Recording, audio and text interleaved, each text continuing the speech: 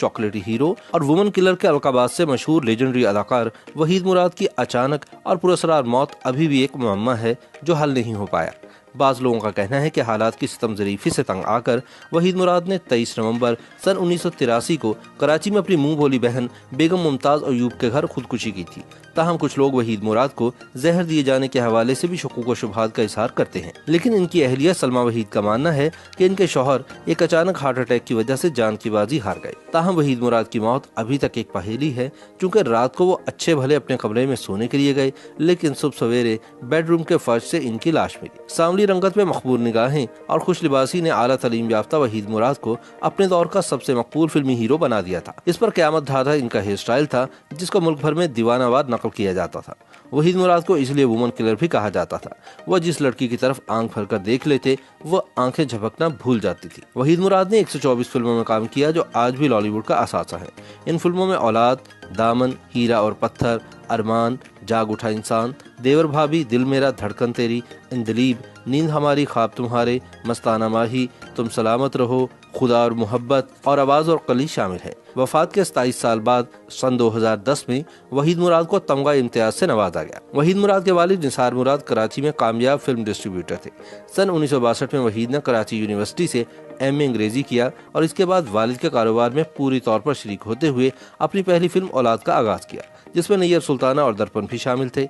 लेकिन इनकी अदाकारी के असल जौहर तब खुलकर सामने आए जब इनके दोस्त परवेज मलिक अमेरिका से फिल्म साजी का डिप्लोमा लेकर लौटे और इन्होंने वहीद मुराद की फिल्म हीरा और पत्थर की हिदायतकारी के फराइज संभाल लिए। इस फिल्म में वहीद मुराद ने गधा गाड़ी वाले का किरदार अदा किया, जो कि ज़ेबा की मोहब्बत में गिरफ्तार हो जाता है। इस फिल्म को जबरदस्त कामयाबी हासिल हुई और वहीद मुराद को सन 1964 के बेहतरीन अदाकार का निगार अवार्ड दिया गया। बाद में वहीद मुराद, परवेज मलिक, मौसीकार सुहेल राना और गीत निगार मसरूर अनवर की एक ऐसी टीम तैयार हो गई जिसने इंडस्ट्री को पै दर पै कामयाब फिल्में दी। पाकिस्तान की फिल्मी सनत में सन 1960 और सन 1970 की दिहाइयों को बजा तौर पर वहीद मुराद का जमाना करार दिया जा सकता है। अगरचे इस दौर में संतोष, दर्पण, सुधीर, एजाज, हबीब और बाद में मोहम्मद अली और नदीम ने भी अपनी अदाकारी के जौहर दिखाए, लेकिन इनमें से कोई अदाकार भी वो अफसानवी हैसियत हासिल कर सका जो वहीद मुराद के हिस्से में आए। वहीद मुराद को ना तो स्टूडियो पहुंचने के लिए कभी बसों और रिक्शों में धक्के खाने पड़े और न ही काम मांगने के लिए डायरेक्टरों और प्रोड्यूसरों के दर पर हाजिरी देनी पड़ी। वो तो सोने का चम्मच मुंह में लेकर पैदा हुए थे